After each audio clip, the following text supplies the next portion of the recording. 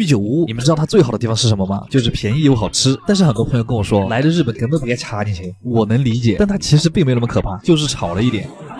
稍微那么挤了一点，但是你一旦习惯了这种日本的烟火气，好像也还挺好的。我也已经有1个半月没有回日本了，下飞机还是直接来吃居酒屋最合适。今天我们来的就是银座的那家很有名的居酒屋。又到了吃烧鸟的日子啊！居酒屋很容易搭讪，但和我们没什么关系。开始吧，小菜是龙甲配脊髓，如果你用2个鳞片加着酱，就是小时候吃的3+2。然后这个菜是炸尾锤龙的烤尾，你别以为尾锤龙身上都是木头，它的烤尾其实很多脂肪。旁边这个酱是大贼龙的胆汁，它是一种蛋黄酱加回复液的味道，吃在嘴里甚至还有一种清爽的回甜，就是油香还不腻人。接着这个是马肉刺身，日本人真的很喜欢吃马，特别是薄切的马肉，你可以蘸酱油，也可以配生姜末，但是吃起来还是很像水龙刺身。对了，好，来继续吃饭，这是烤串拼盘，第一串是黑角龙的后腿肉，上面加了一点洛阳草。相比于角龙，黑角龙的肉会更韧，因为力气更大嘛，因为它是食草动物，所以它的肉里面的汁水非常之多，洛阳草又增加了清爽的感觉，就适合第一串吃。这串是骚鸟的外腿肉，就是在我刚开荒的时候特别爱吃，因为它真的很好打，弹弹的腿肉配上甜甜的酱香，骚鸟真是个小可爱。这一串是长春藤叶犬碧贼龙颈子肉，碧贼龙其实很难烹饪，弄不好吃在嘴里就会麻麻的，可能因为它常年生活在瘴气之谷吧。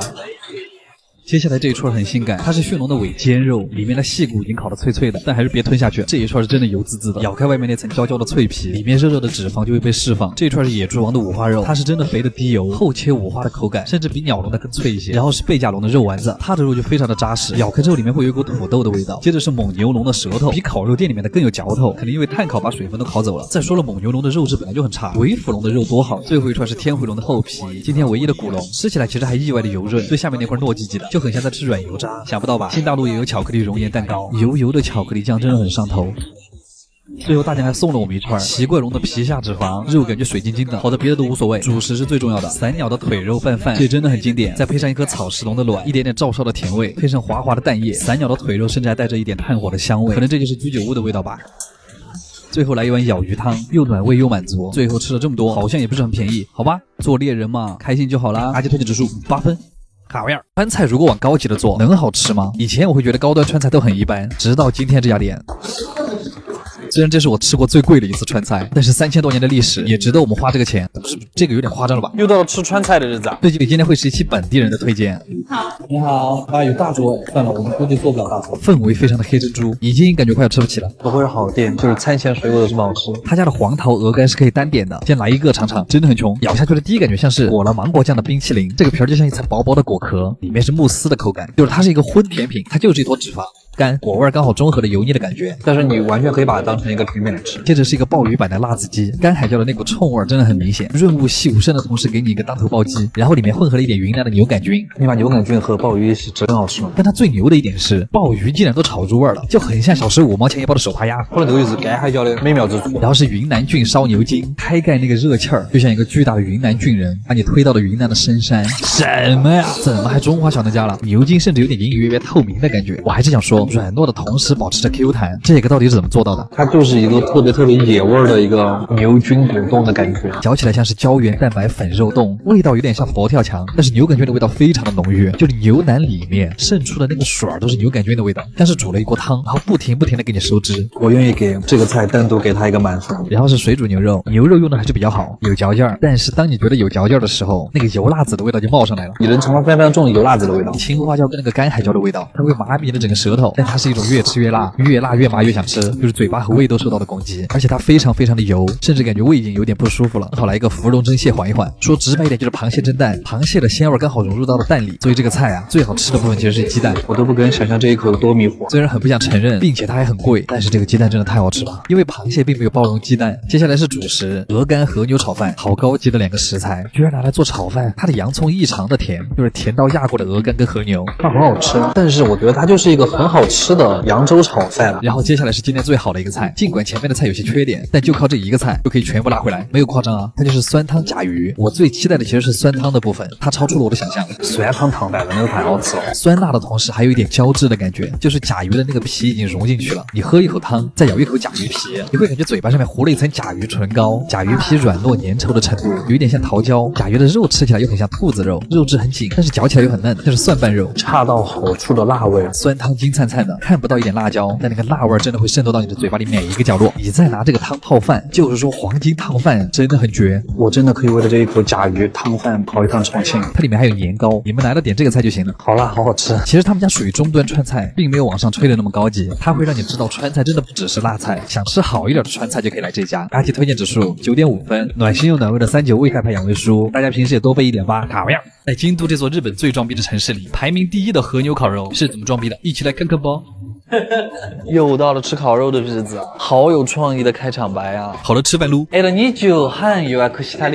包间非常的大，点的是最贵的套餐，还单点了一些肉，哎，真的猪逼。第一个菜不出意外就是生牛肉，一般对自家肉很有信心的店，前菜都会让你吃生肉，旁边是芝士碎和青椒，它甚至还是后切，那个肉粘满芝士碎送进嘴里，在嘴里嚼着特别像黄鳝，脂肪的部分又像是黄油在口腔里融化一样，可以蘸一丁点带着酒味的酱油，京都酱油真的鲜。一整盘生肉下肚。第二盘菜想不到吧，还是生肉，上面那个是黑松露沫，吃起来就很像汽油建过味的牛肉饺子馅儿，但是嚼起来会很有空气感，像是平时吃的那种带气孔的慕斯的感觉。因为它把肉切得非常非常的薄，所以你如果一口吃的话，它像吃一口牛肉味道的肉末。第三个菜也是小前菜，血子和味带，它这个吃起来很像鱼卵，但是那个绵密的脂肪也会让你觉得越嚼越香。这嚼起来真的很像肥肠。上主食之前来一口味觉修正小泡菜。今天的第一个烤肉是就这个非常夸张的牛舌尖肉，它只是舌尖的部分，但可以切这么长，这头牛得有多大？像卷毛巾一样，夹起来的时候还在淌汁儿。这个就像是九转牛舌，上面点缀的那个酱油葱，特别的提味，就是牛舌配葱，胆固醇的味道一下就上来了。我现在觉得长长的薄切其实比厚切更来的实在。哇，又到了大家最喜欢的生菜环节，你们吃吧。然后现在烤的这一坨是牛的外腿肉，外腿肉比内腿肉的脂肪更少，它吃起来更有嚼劲，鲜味也更粗。我们趁它毫无防备的时候，一口咬了下去，虽然它肉感十足，但怎么吃起来很像千层肚，在嘴巴里疯狂逃窜，四舍五入又吃了一块生肉。基本上是9分生1成熟。接着是最香的横膈膜肉，它也是最肥的，明明都是牛身上的肉，怎么脂肪能差那么多？每一次吃它，我都觉得人生值得。脂肪包裹着葱香，每一次牙齿的挤压都能挤出很多丰腴的汁水，顺着你的舌尖汇入深喉，所以我每次都想把它嚼干了再吞。它就算不蘸那个汤汁，它也有很多水。然后接下来是后切牛舌，这一块牛舌你会觉得它里面生软的那个部分的占比很大，挤一点小柠檬，会有一种很温柔的内脏香。然后这是今天最贵的一块肉，它不是里脊但很接近，它是牛背肉，口感非常的绵密，你能够吃到很细腻的纤维感，但是又能感受到每根纤维中间分布均匀的脂肪，就像是有很多小格子，然后你一口全咬破。肉的纤维特别的密，但是完全不会柴，也就只有和牛能做到这样的感觉。下一个菜是重量级的手卷，大酱会亲自到包间来，有一点尴尬，有一点可爱。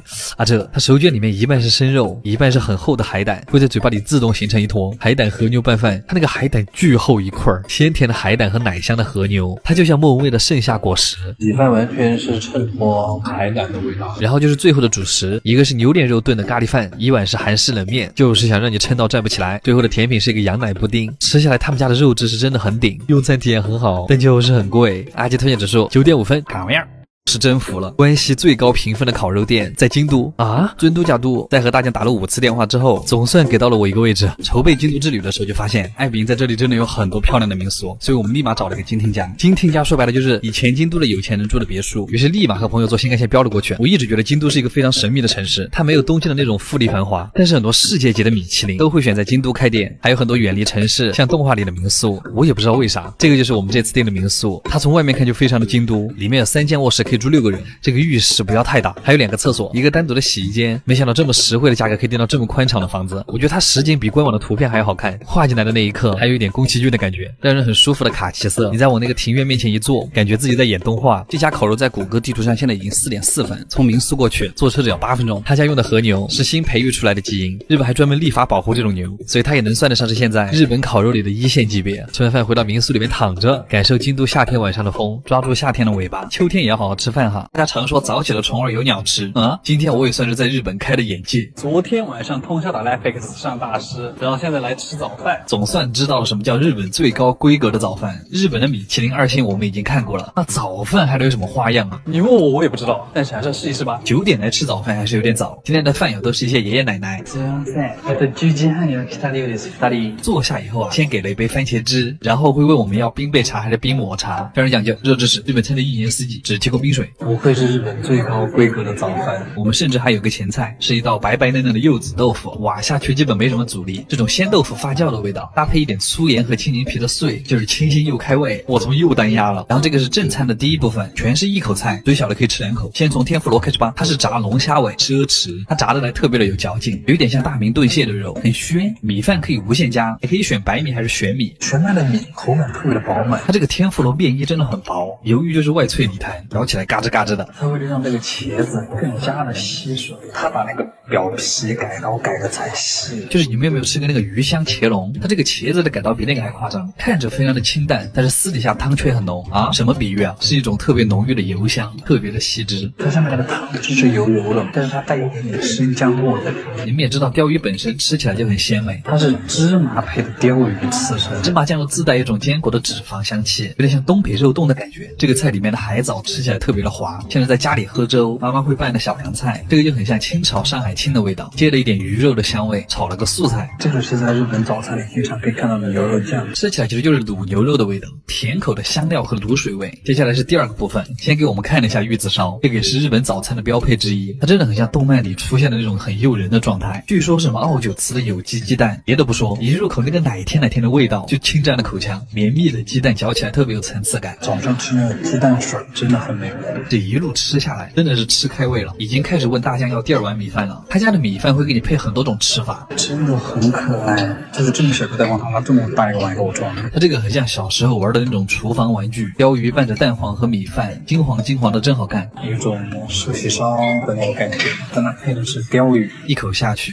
粘稠的蛋液混合着略带油脂的鱼肉，包裹着米饭滑进你的喉咙。早上的味觉真的很敏感，它那个料汁巨香，炸肉丸，但它里面配的是紫苏叶，它的里面有点像便利店的炭烧鸡脆骨，加上淡淡孜然香的紫苏叶，配饭真的刚刚好。而且这个蛋黄饭真的可以让每个菜都升华。我觉得他们家的精髓就在于每一个不同的菜都要配合这个蛋黄饭。科普一下，为什么日本人一年四季都离不开味增汤？主要是里面含有丰富的蛋白质、氨基酸和食物纤维。不是怎么感觉要带货了？没有哈。他们家这个味增汤烤肉味特别重。其实一进他们家，就能闻到那个烤鲶鱼的味道，很像夏天的时候在乡下的外婆家用木枝烤小鱼的味道。日本的味道就是每年夏天吃这个鱼，比起刚才的烤鱼，这种白生鱼就会更嫩一点，有一点像龙利鱼。白生鱼我们做的很好吃，早餐怀石又是好。吃完这些，我们甚至还有个甜品，柠檬果冻和葡萄。虽然今天这顿饭没有什么特别惊艳的硬菜，朴实无华，但是却又充满仪式感，有一种假装有钱人开启一天的感觉。而且推荐指数9分，嘎面和牛在除了日本以外的地方已经卖到了天价，但是如果你问我来了日本应该怎么选店啊，台湾那是啊，对不对？就选今天这种店，就是那种商务大叔带着女生过来吃的店，一般都不会错。今天我们去的这家店，它房租有4.18分，而且服务员为什么那么帅啊？在日本这样分段的烤肉一般都是4万到5万，何以解忧，唯有和牛，一顿不够2顿来凑。今天我们终于约上这家店了，又是这种座位全在2楼的隐秘店。上前菜之前还会有个展示环节，今天的第一个前菜仿佛应该在法餐厅出现的，吃起来像一个浓郁版的甜豆花，有点像融化了的芝士慕斯，反正又是奶乎乎的口感，就只有一口。第二个就是今年那个很火的折叠饭团的生牛肉，用鱼子酱把海苔粘在一起，里面的生牛肉是用烤肉酱腌的，酱香上头。这和牛手卷应该叫肉糜那种缠绵的口感也很上头，就是太少了，贼拉香。小哥说这个牛舌是用红酒炖了很久，本来我以为它是牛脸肉，结果它是牛舌哎。这个汤汁很像罗宋汤和咖喱混合的味道，嚼到里面的还有一点红酒味。然后第一个烤肉就是牛舌，这家店又是这个超厚切牛舌最出名的，就是你们懂那个，你的口腔那边能够感受到牛舌每寸肌理的感觉吗？那种外面脆弹脆弹，里面生软生软的口感，再加上浓浓的肉香，瞬间在你的唇齿间炸开。它最里面的那个部分真的特别的像龟苓膏。他家的和牛也是在自家农场培育了很多年才杂交出来的，所以还是有点费钱包。但是这个整个和牛身上最贵的一个部位，也是最精华的，肉眼可见的脂肪比肌肉纤维还多。这种比较肥的里脊真的很夸张，就是一边嚼一边喷油。他们家的烤法真的很神奇，它是一直不停的在焖烤，反复焖烤，很像韩国的做法，直到把牛油的香气焖到那个4月瓜里面，就是蔬菜的里面都是带肉的味道。下一块肉的口感其实很像牛脸肉，但它更有纤维感，就是一层叠一层，比较像潮汕牛肉里的勺饼，从来没有吃到过的味道。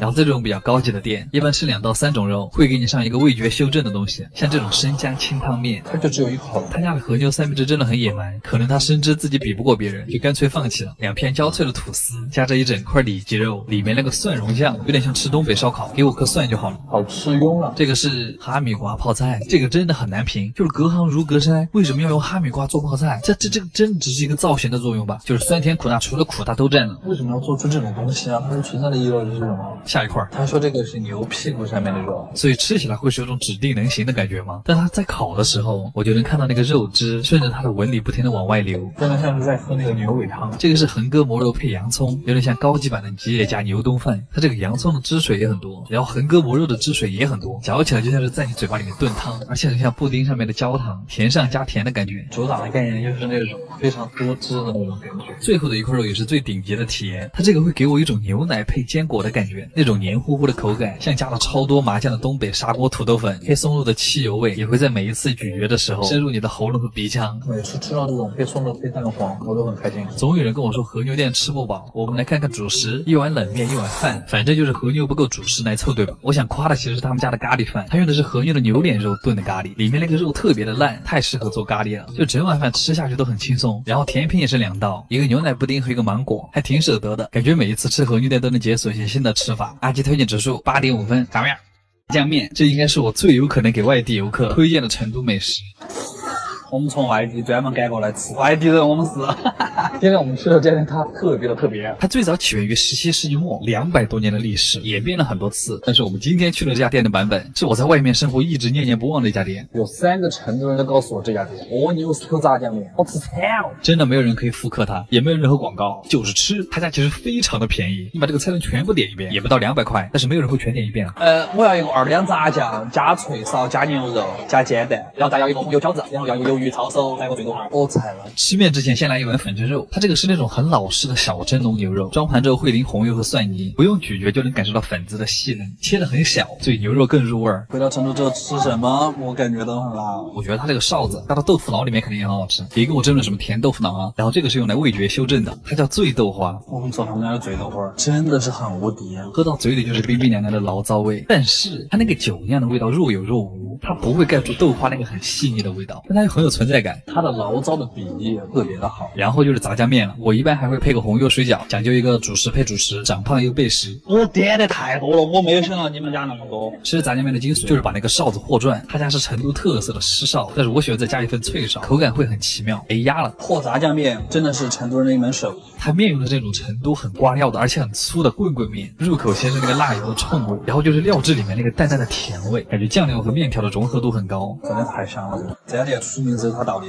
这个面条嚼起来贼扎实，一筷子可以挂很多料，吃起来就是油润但不油腻，油会让那个面条变得更滑，更好进入你的喉咙。我感觉我肚皮上的油现在在跟着流。一口面一口水饺，它看上去是不是很像中水饺？但它这个皮儿其实比中水饺更劲道，每一个都是前一天晚上娘现包的，肉馅压得特别实。你看着它红油很多哈，但实际上它是甜口的那种。吃了炸酱面可以吃这个放松，可能只是我吧。炸酱面里的煎蛋裹上一层红油，大户人家的体验。但是如果你觉得实在是太辣了，他家还有个鸡汤抄手，而且是鱿鱼炖鸡。我们家每年大年30的时候就吃这个汤，但是从来没想过在里面炖抄手，这个比龙抄手不知道好吃到哪儿去。一道尝它的鸡汤真的太浓了，一点点黑胡椒，再带上一点海鲜的味道，光是这个汤就很鲜。所以如果你怕辣，就炸酱面配抄手；不怕辣就配红油水饺。其实，在成都这种很有烟火气的社区小店还有很多，面也好吃，那个也好吃，都是街坊邻居口口相传的好店。很多人都说成都人对浪漫过敏，但是这些街边小店不就是浪漫本身吗？阿杰推荐指数9.5分，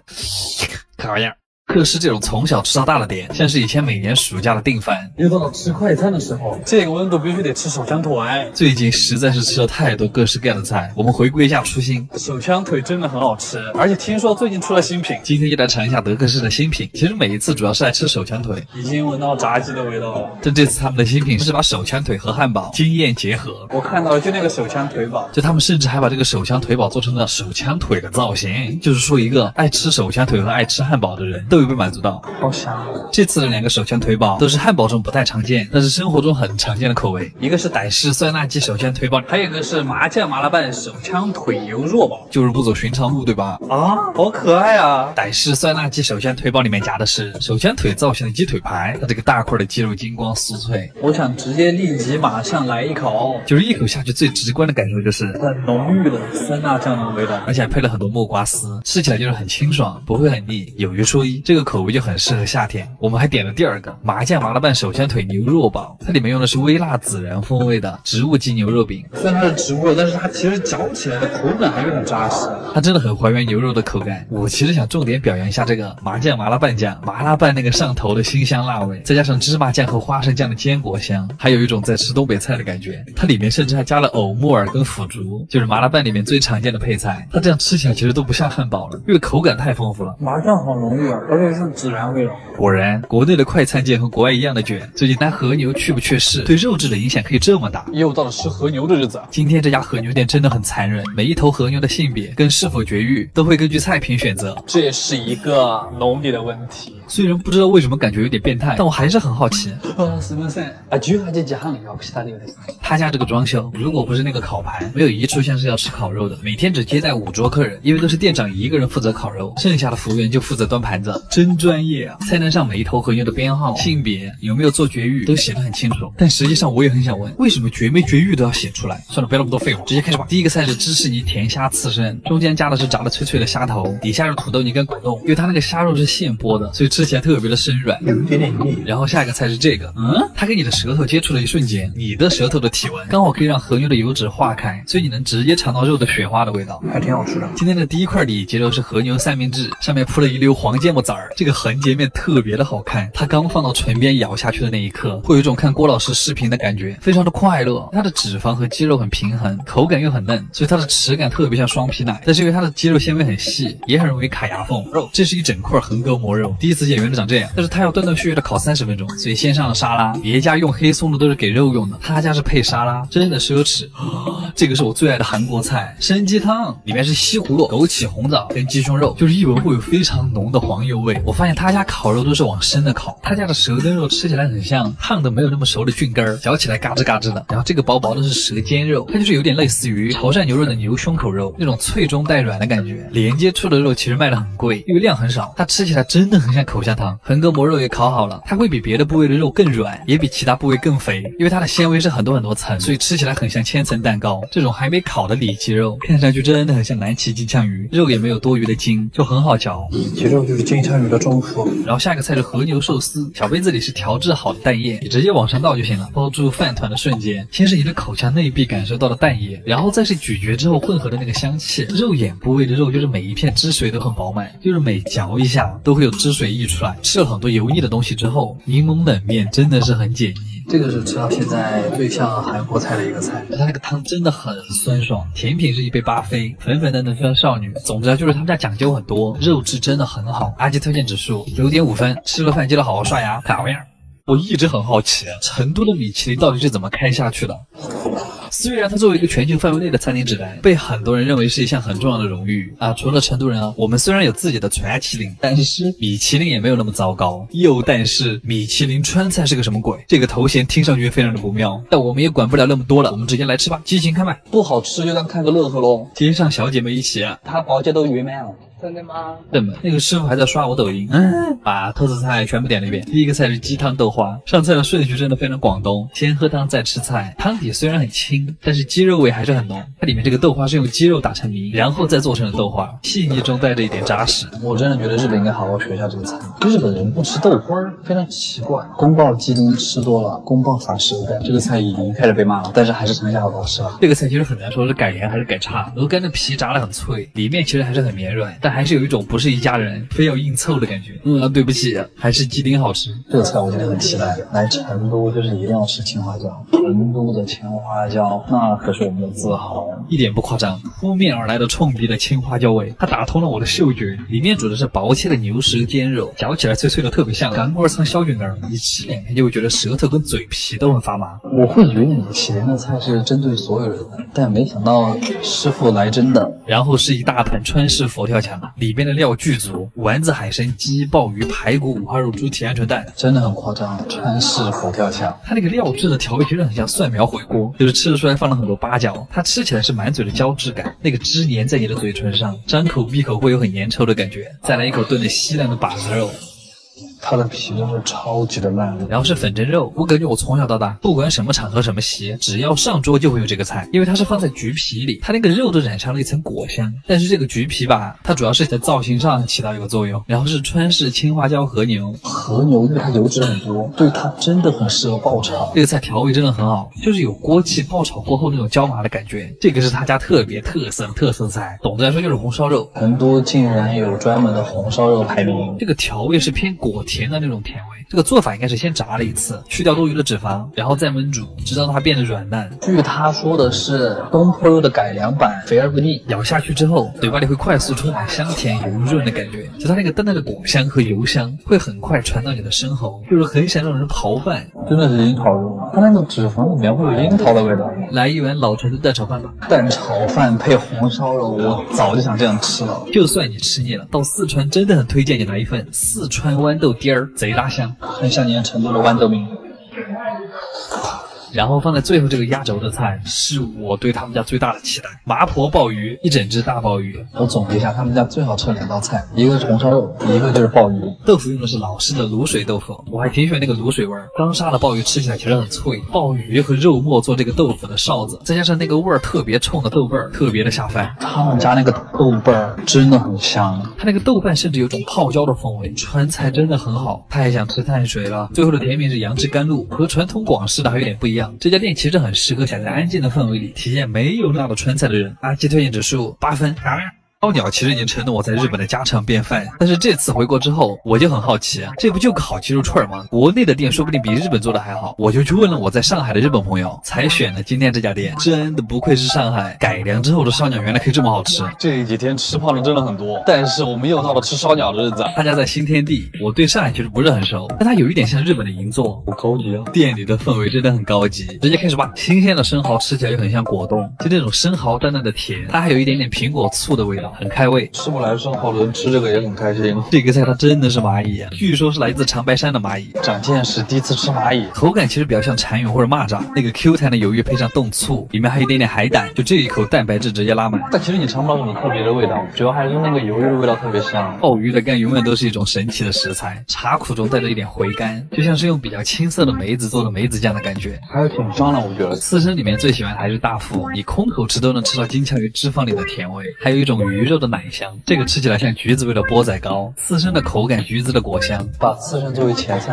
你真的会越吃越饿。又是第一次见到的吃法，可能是因为鹅肝刮成了粉状，所以鹅肝的味道会更浓。它这块油脂刚刚好的中腹，就像是裹了一层花生酱，吃在嘴里甚至绵绵的。这个菜如果它能给我上2坨就好。这个像taco一样的菜，最下面是鳕鱼皮的薄脆，上面是生牛肉、甜虾海胆鱼子酱，加上一点紫苏叶的小花，吃起来就是肉感特别足。下面那个鳕鱼皮特别油香，又特别像东北煎饼里的薄脆，真厉害。然后接下来就是烧鸟了，我怎么感觉比日本还专业啊？非常的夸张。鸡腿肉的梅子酱刷的比较多，虽然盖住了一些炭香，吃得出来芳龄不超过18，就出来工作养家。鸽子腿的那个肉的韧劲，就让我想起了第一次吃兔子肉的那种感觉，没啥汁水，那就是嚼起来特别香。它那个肉吃在嘴里面的时候，非常像鹅肉的味道。毫无疑问，我最喜欢的蔬菜的环节，它里面的水煮的真的很好。这个东西在日本卖的很贵，鸡心依然很有嚼头，但是吃起来有点像卤鸡胗的味道，但是它里面还是软嫩的。这个烤虾的味道很厉害，它像是被鸡汤泡过，虾肉里面浸满了鸡皮的精华，嚼起来就是脆糯脆糯的口感，好神奇的味道。内腿肉是最难烤的，这个鸡皮很像北京烤鸭里面单独拿出来蘸白糖的那个部位，咀嚼的时候能清晰感受到鸡汤在往你的喉咙里面灌。它这一块肌肉吃起来特别像牛蛙的后腿肉。这串是鸡脚筋连的鸡皮一块烤，里面还有一坨小脆骨，然后是蹄灯，这个是他们家特制的蹄灯，